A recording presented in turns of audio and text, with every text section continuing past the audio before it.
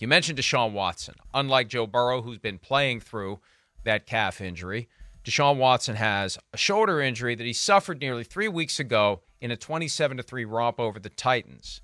He was on the injury report all week in advance of the Week 4 game against the Ravens, and he said himself 2 weeks ago today, I'm playing. Then came Sunday morning, he didn't play.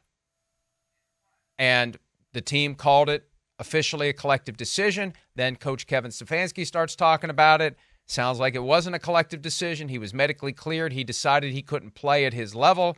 GM Andrew Berry comes out and tries to maybe put the toothpaste back in the tube a little bit. It's been a weird ride. And the way they made it sound, medically cleared, non-structural injury, they had 2 weeks. Now he's not going to play this week either. As you pointed out last night, something weird is going on here. And it's playing out one press conference at a time. And the one guy we haven't heard from through any of this is Deshaun Watson. Love to know what he thinks about what Kevin Stefanski said when he created the impression that it was Deshaun Watson who tapped out, that he was medically cleared to play. You know, Peter, that's the green light that every NFL player is looking for. Give me medical clearance. I'll go out there in any condition that I'm in. I'm going out to play. You give me medical clearance, that's the one thing that potentially holds me back. You clear me, I'm playing. Yeah, I'm banged up. I'm playing. We're all banged up to some extent. I'm playing. So that thing is hovering over the Browns, and Stefanski, whether he intended it or not, kind of put it there.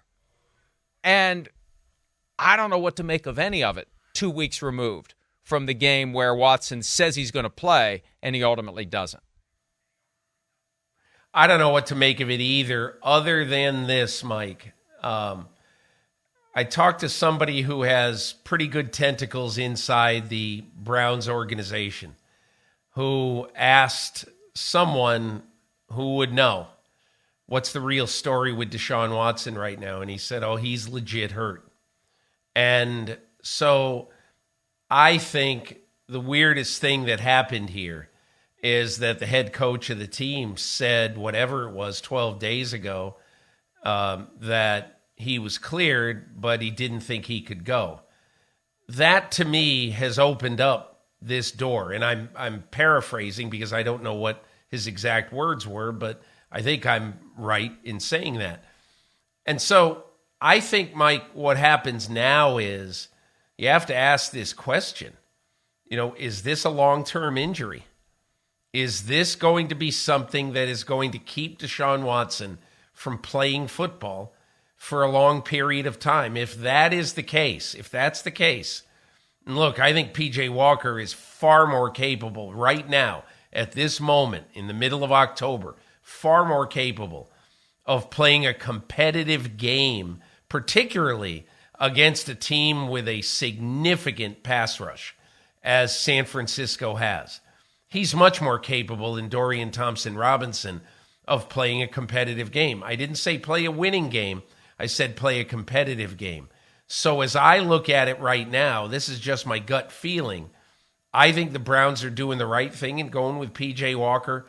But I also think that the Browns, if I were the Browns right now, I'd put Deshaun Watson up on the podium. Because, look, when you pay a guy $46 million a year, or whatever his final number is, $45 million a year.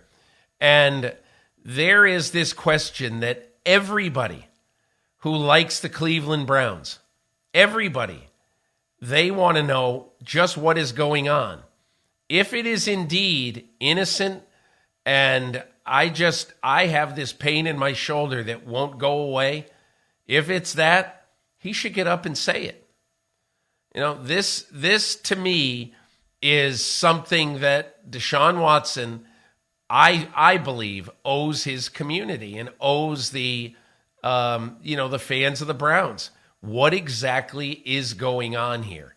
And I understand the HIPAA laws, all that other stuff, but this is a huge public figure, and it isn't just some guy, tore his ACL or tore his Achilles and he's gone and all that stuff. There is some significant discussion over this injury and how legitimate it is and everything like that. I believe that it is a legitimate injury based on what I have been told.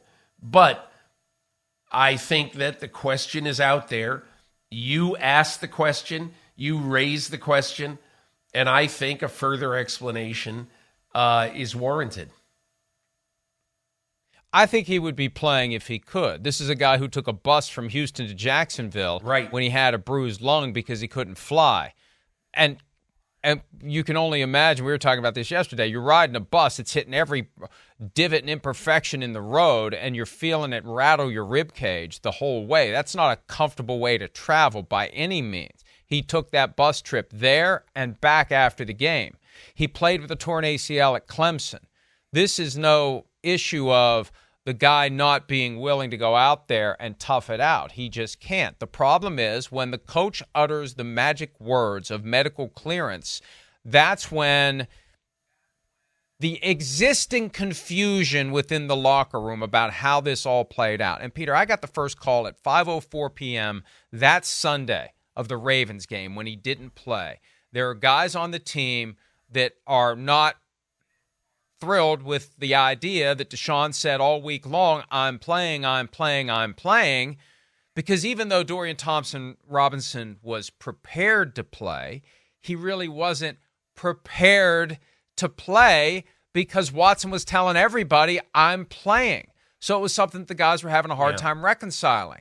And if I know that on the outside, Stefanski has to know that on the inside. So when he throws out the medical clearance, at or about the same time, he's praising David Njoku for playing with burns on his face and arm, and what a warrior he is for doing that. You know, he never linked the two, but do you really need to link the two?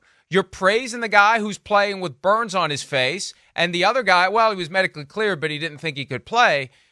That's a hell of a matzo ball hanging out there for Kevin Stefanski and the Cleveland Browns, as Jerry and George once said when George made the mistake of telling Sienna, who was named after a crayon, that he loves her. That's a pretty big matzo ball, as Jerry told George. And then George threw it out there again because there was a chance she didn't hear him the first time, but it turns out she did.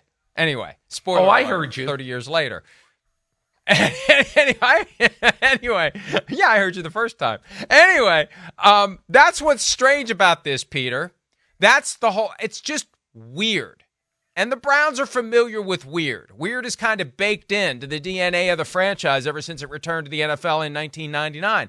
It's just a damn shame it's going on because at some point it strains relationships in the organization.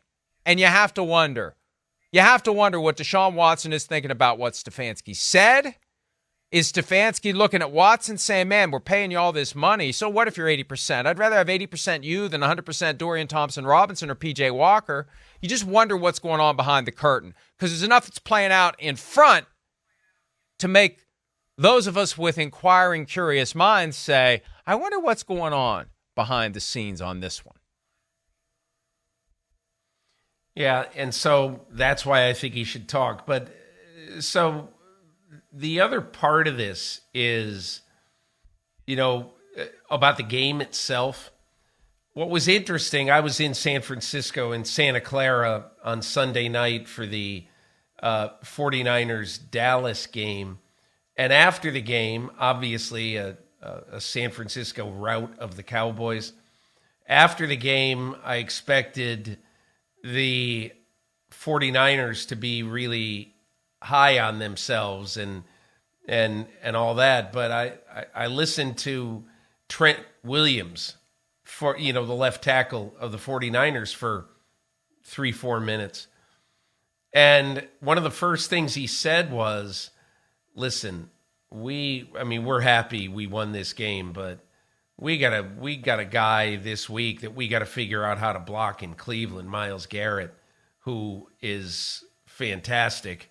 And so, yeah, we're happy about that, but we're going on the road, loud place, and we got to figure out how to block their front. So, to me, I don't think this is going to be a game that the 49ers are going to chalk up as a win, when they're flying over Des Moines, either tonight or tomorrow morning, whenever it is that they fly. I think they understand that all's fair, when you go on the road in the NFL, particularly against a team that until the last game they played against Baltimore was killing everybody on defense. So I think this is not going to be one of those games. Plus, the Brock Purdy ethos, you think Brock Purdy is going to take anybody lightly? I don't believe so at all. So I think this is going to be a competitive game. I think P.J. Walker, he might make some mistakes in this game, but he's a mobile quarterback who is going to put Cleveland in position to make a few plays. They're just going to have to be sure that this game is played in the teens or very low 20s to have any chance to win, I believe. Well, and the 49ers seem to be operating on a level above everyone else right now. We'll see how they adapt to the reality that they completely dismantled the Cowboys. They still have to check boxes 1 week at a time.